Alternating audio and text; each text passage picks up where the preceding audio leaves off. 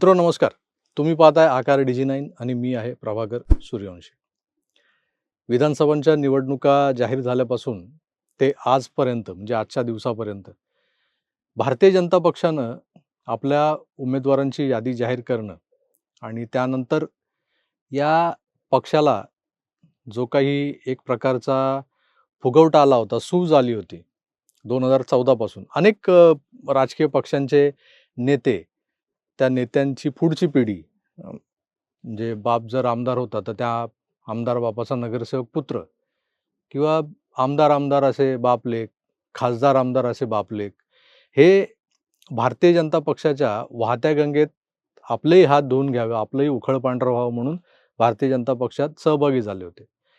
एक असा राजकीय परिप्रेक्ष्य तयार झाला होता, की जिथं भारतीय जनता पक्ष सोडला, तर बाकी दुसऱ्या कुठल्या पक्षांमध्ये राजकीय भवितव्यच नाही, असं वातावरण त्या 2-3 वर्षाच्या कालखंडात निर्माण झालं होतं. मोदींचा तो झंझावात, ज्याला मोदी लाट असं म्हटलं गेलं होतं, हे सगळं लक्षात घेत अनेक संधीसाधू नेत्यांनी, राजकारण्यांनी आपल्या निष्ठा बदलल्या. ऐनवेळी भारतीय जनता पक्षात सहभागी होत मागच्या 5 ते 7 वर्ष ते या पक्षात स्थिरावले होते. पक्षानंही यांची त्या भागातली राजकीय ताकद बघून त्यांना आमदारक्या दिल्या, खासदारक्या दिल्या. म्हणजे छोट्या-मोठ्या स्थानिक स्वराज्य संस्थांच्या जिथे-जिथे अ, जागा होत्या तिथे त्यांना प्रतिनिधित्व दिलं. म्हणजे जे भारतीय जनता पक्षासोबत आले त्या सगळ्यांना त्यांच्या कुवतीनुसार, योग्यतेनुसार त्यांचं पुनर्वसन करण्यात आलं होतं. आता झालंय काय, की महाराष्ट्रातले 2 महत्त्वाचे प्रादेशिक पक्ष जे होते, एक तर राष्ट्रवादी काँग्रेस, दुसरी शिवसेना. या दोन्ही पक्षांमध्ये उभी फूट पडली. या एका पक्षाचे 2-2 गट झालेत. आता या दोन्ही गटांमध्ये इच्छुकांची भरमार आहे. त्या दोन्ही गटांचे वेगवेगळे उमेदवार वेगवेगळ्या ठिकाणी उभे राहणार आहेत. बरं, ह्या दोन्ही गटांपैकी एक गट जो आहे तो विरोधी पक्षात आहे, दुसरा गट आहे तो सत्ताधारी पक्षात आहे. त्यामुळे दोन्हीकडून बोंब आहे. म्हणजे जिथे-जिथे या पक्षांपैकी किंवा या गटातला कुठलातरी एक गट विरोधात असेल किंवा सत्ताधारी पक्षात असेल, तर तिथे भारतीय जनता पक्षासोबत असलेल्या शिवसेना आणि राष्ट्रवादीच्या फुटलेल्या म्हणजे शिंदे आणि अजितदादा यांच्यासोबत आलेल्या लोकांची जी कुचंबना होते, की भारतीय जनता पक्षाचा तिथे विद्यमान आमदार आहे किंवा त्यांनी आधी निवडणूक लढवलेली होती. अशा ठिकाणी उमेदवारी मिळणं, हे त्यांच्यासाठी कठीण होऊन बसलेलं आहे, तिथे उमेदवारी मिळणं. आता आपली राजकीय कारकीर्द पुढे रेटायची, तर आपल्याला उमेदवारी मिळणं गरजेचं आहे. नाही मिळाली तर काय करायचं? असा जो काही प्रश्न निर्माण झाला होता. यावरूनच भारतीय जनता पक्षात जे कोणी राजकीय स्वार्थापोटी आले होते, जी सूज निर्माण झाली होती भारतीय जनता पक्षामध्ये, ते आता ओसरायला सुरुवात झाली. त्याची सुरुवात तर फार पूर्वीच झाली, म्हणजे अगदी हर्षवर्धन पाटलांपासून आपण सगळं बघत आलोय. आता मुंबईच्या जवळच्या म्हणजे नवी मुंबई, हे मुंबई लगतचं जे शहर आहे, त्या नवी मुंबईचे अनभिषिक्त सम्राट म्हणवले जाणारे गणेश नाईक. ते गणेश नाईक स्वतः तिकडचे आमदार, मग त्यांचा पुत्र संजीव नाईक तो खासदार होता. त्याने ह्या वेळेलाही ठाण्यातून खासदारकीसाठी कंबर कसली होती. त्यालाही उमेदवारी हवी होती आणि भाजपने त्यासाठी प्रयत्नही केले होते. ती जागा मागून घेण्याचा जोरदार प्रयत्न झाला भारतीय जनता पक्षाकडून. पण सरतेशेवटी ती जागा शिवसेनेला सुटली. नरेश म्हस्के तिथे लढले, ते जिंकून आले. नरेश म्हस्केंना पाडण्यासाठी गणेश नाईक आणि त्यांचे जे पुत्र आहेत संजीव नाईक, संदीप नाईक यांनी नेमकं काय तिकडे काम केलं किंवा कसे प्रयत्न केले, हे कुठल्याही सामान्य कार्यकर्त्याला विचारा. असं असतानाही आता गणेश नाईकांनी जर बंड केलं असतं, तर ते थोडक्यात भारी पडलं असतं म्हणून गणेश नाईकांना भारतीय जनता पक्षाने तिकीट दिलेली आहे. पहिल्या यादीत त्यांचं नावही आहे. अशा वेळेला त्यांचे जे 2 पुत्र उरलेत, तर त्यांचं काय करायचं? तर बेलापूरमधून मंदा म्हात्रेंना तिकीट जाहीर झालंय. तिथे जे ताक लावून बसले होते संदीप नाईक, त्या संदीप नाईकांना तिथे उमेदवारी मिळणं आता दुरापास्त झाल्यामुळं त्यांनी ठरल्याप्रमाणे म्हणजे काकांसोबत आधीच संधान बांधून झालं होतं. खुद्द गणेश नाईकही जाणार होते राष्ट्रवादीत. पण गणेश नाईकांना तिकीट मिळाल्यामुळे ते थांबलेत. संदीप नाईक आज अ, राष्ट्रवादीत गेलेत शरद पवारांच्या गटात. आता यावरून भारतीय जनता पक्षानं एक गोष्ट लक्षात घ्यायला हवी, की तुमच्याकडे तुमचे चांगले दिवस म्हणजे अच्छे दिन ज्याला म्हणतात ना, राजकीय परिप्रेक्ष्यातून जेव्हा आपण बघतो, की अच्छे दिन म्हणजे काय असतं, तर केंद्रात सरकार, राज्यात सरकार आणि सगळीकडे एक असं वातावरण निर्माण झालं होतं, की आता भारतीय जनता पक्षाला पर्याय नाही. या सगळ्या गोष्टींमधून एक गोष्ट स्पष्ट होते ती अशी, की एखाद्या पक्षाचे चांगले दिवस आहेत किंवा एक पक्ष आता सातत्याने जिंकतोय. मग त्या पक्षासोबत असणं ही आपली राजकीय अपरिहार्यता आहे. हे सगळं मान्य करत आपण चटकन आपल्या आयडिओलॉजीला तिलांजली देतो. म्हणजे आपली विचारधारा सोडतो. आपण ज्यांना आधारवड समजत होतो, ज्यांच्या छत्रछायेत वाढलो, ज्यांचं नाव घेत आजवर आपण निवडणुका जिंकलो, त्या सगळ्यांना आपण कुठेतरी कोपऱ्यात ढकलून आपण आपल्या स्वार्थासाठी एका वेगळ्या पक्षात जो जिंकणारा घोडा आहे, त्याच्यावरच सगळे पैसे लावतात ना.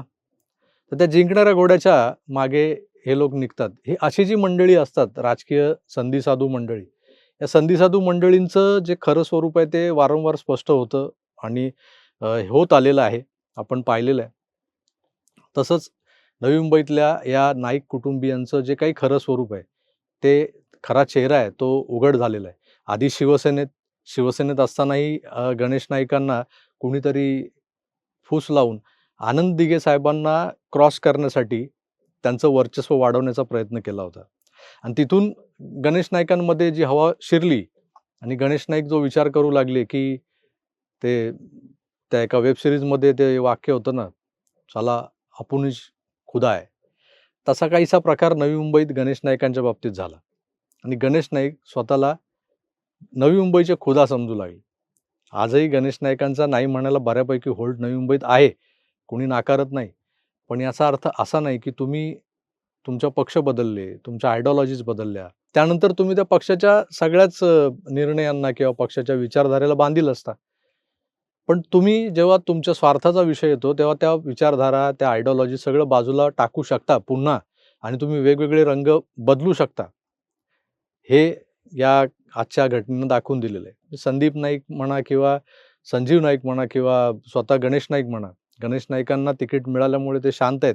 पण गणेश नाईक हे तिथून निवडून येणार ही काळ्या दगडावरची पांढरी रेघ असली, तरी त्यांच्या प्रभावामुळे आजूबाजूच्या 2 मतदारसंघांमध्ये भारतीय जनता पक्षाचा उमेदवार निवडून यायला जी मदत व्हायला हवी होती आणि भारतीय जनता पक्ष तशी अपेक्षाही करत होता त्यांच्याकडून.